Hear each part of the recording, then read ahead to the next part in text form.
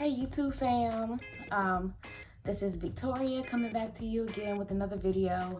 Welcome to Dalen's World. Please like, comment, and subscribe to my channel. Thank you. So I'm just here. Oh, by the way, if I sound like I'm out of breath, it's because I am 37 and a half weeks pregnant. So yeah, so I thought I'd come up here and give you all a symptom update from basically all my weeks up till now because I haven't made any updates. So I wrote them all down. I will not keep this video too long. I'm just going to run down a list of the different things that I've been through. Overall, it's been a very healthy pregnancy. I haven't had any issues like constant throwing up or headaches or anything like that. Thank God it's been a very healthy pregnancy. Before I get started, I want to quickly show you guys my bump at 37 and a half weeks. So here we go.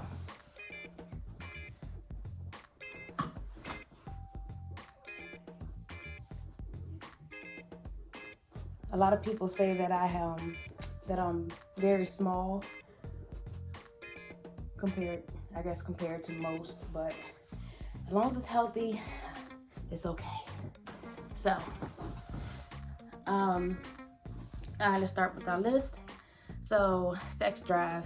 I have 0 sex drive, okay? None at all. I know it hurts my boyfriend, but none at all. Some people, it's decreased in like the first trimester and then it's increased later on. Not for me. I have 0. So, it is what it is. Sorry. Colostrum. I have from like last week, so week 36, I have started seeing that if I penetrate my breast enough, I get a little bit of colostrum to come out of the breast, which is very exciting. It gives me hope for breastfeeding because that is the plan, that is the goal.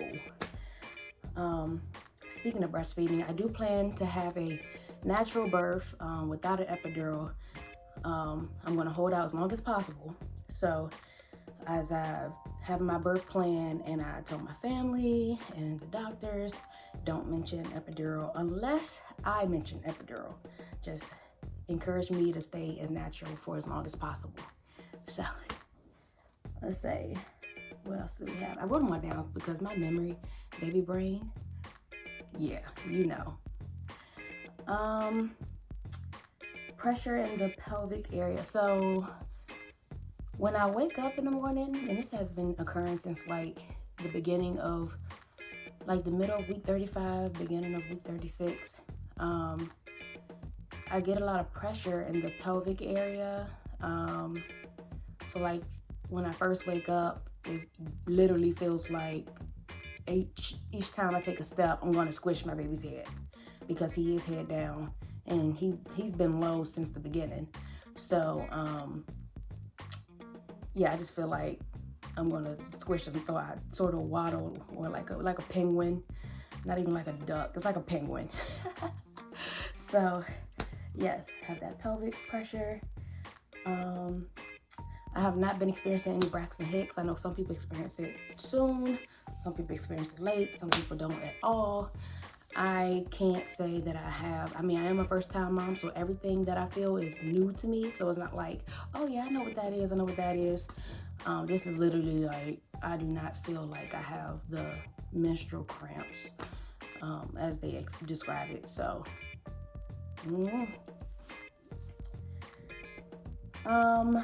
pups rash and stretch marks. So I have not really had any stretch marks, only recently starting at the very bottom of my belly area, like across the bottom of my belly. I do have a tattoo and that's where it started. So it started like right in here, between the stretch marks and the rash, and now it's starting to spread along here. And the doctor says there's really nothing they can do about it. You have to give birth and stop stretching and it'll go away on its own. So I use my hydrocortisone cream and I have this belly balm that I use.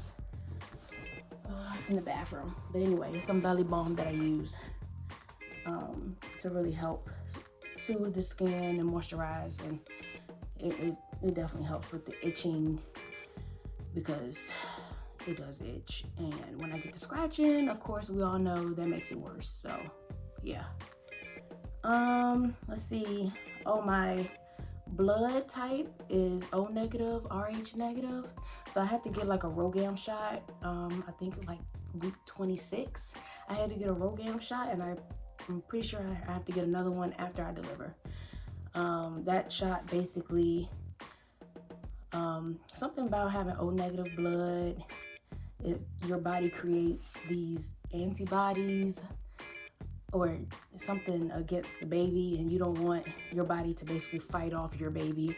So the RhoGAM shot helps mitigate that. So I already had one shot, of course, and after I deliver, I will have another shot to protect my future pregnancies. Acne and breakouts. Acne all on my face, my chest, my back. It's horrible, and I pray to God that I recover after I deliver during postpartum, because I can't survive like this. I cannot survive like this, okay? So yeah, I'm just gonna I'll try anything and everything to help my skin get better after I have this baby, because right now with the hormones doing its thing, it doesn't work for me. Let's see. Oh, so sleeping on the left side, how doctors say sleep on the left side is where you get the most blood circulation and everything. So I'm naturally a back sleeper, but even when I try to sleep on my left side, I cannot. I feel like I have something that's pressing down on my entire throat where I can't breathe, or I don't know, it's a weird feeling, but it feels like a lot of pressure, and I don't like it. So I sleep on my right side. My right side is what helps. The left side is a no-go. And as of right now, sleeping on my back is like pressure just straight down on me like a big boulder, and I can't breathe. So right side only. Lightning crotch.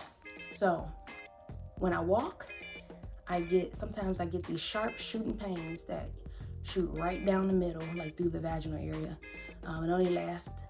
It used to only last about half a second, and then I can continue walking and keep going. Like, it'll stop me in my tracks. But now it's lasting a little bit longer. Like, it'll stop me in my tracks, and then I'll try to walk again, and it's still there. So I have to just kind of stop there like a robot, and then keep walking. So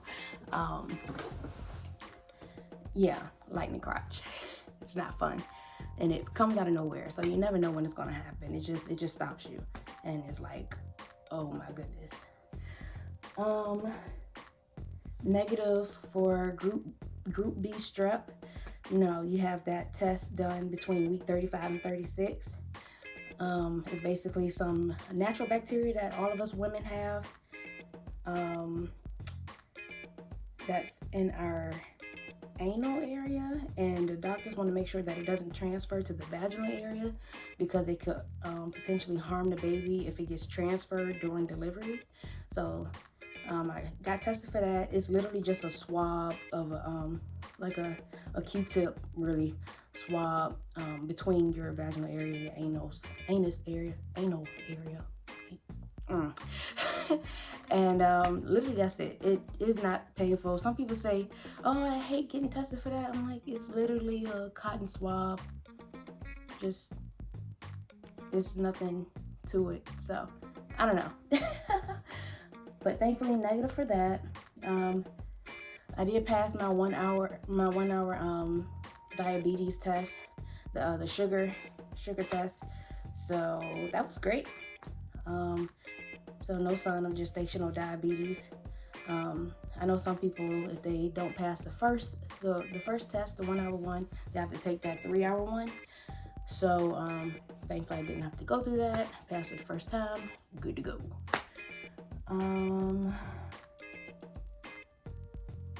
What is does it say? I got chicken scratch. No.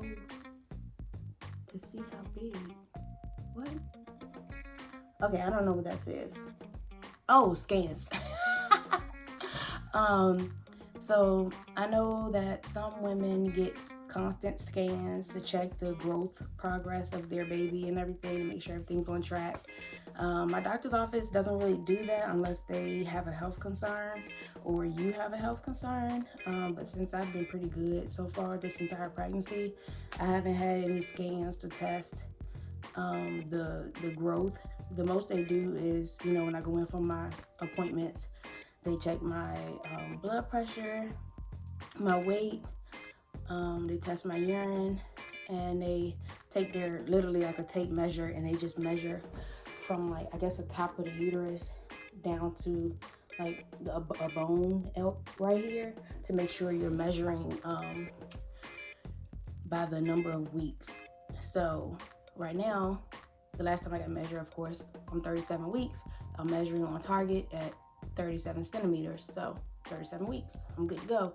No concern of like slow growth or too much growth, I guess. So yeah. I do have an appointment Monday. Where they'll, of course, you have weekly appointments after like week 36, I believe, or week 35. So my next appointment is Monday, and they're going to check my cervix. The last time they checked me was at week 36, and I wasn't dilated or effaced or anything like that. So so they'll check me again and see if anything else is happening. If not, then, you know, baby boy's still hanging on. My due date is December 24th. I'm kind of hoping that he comes either a little bit early or like a week late. My job recently updated their maternity benefits, so you actually get a few more perks starting in 2020. So if I'm just like 1 week late, January 1, that'll be great. I can get those extra weeks off, paid 100%. So great. Weight. So I started at like 175, and now I am 200. So that's like 25 pounds. Which some people say, oh, that's great, you're in the normal range. I'm like, oh, I've never been this big before. Now, I was avid in the gym, but I have not been during this pregnancy. I gave it up. So of course, muscle weighs heavier than fat, but it's smaller in mass. So yeah, but so far 25 pounds. A few weeks more to go. We'll see how that goes. So that's a quick rundown. I'm sorry, it's really going on like 14 minutes, but quick rundown. Can't think of anything else. Let me know your experiences, your due dates, and yeah, thanks.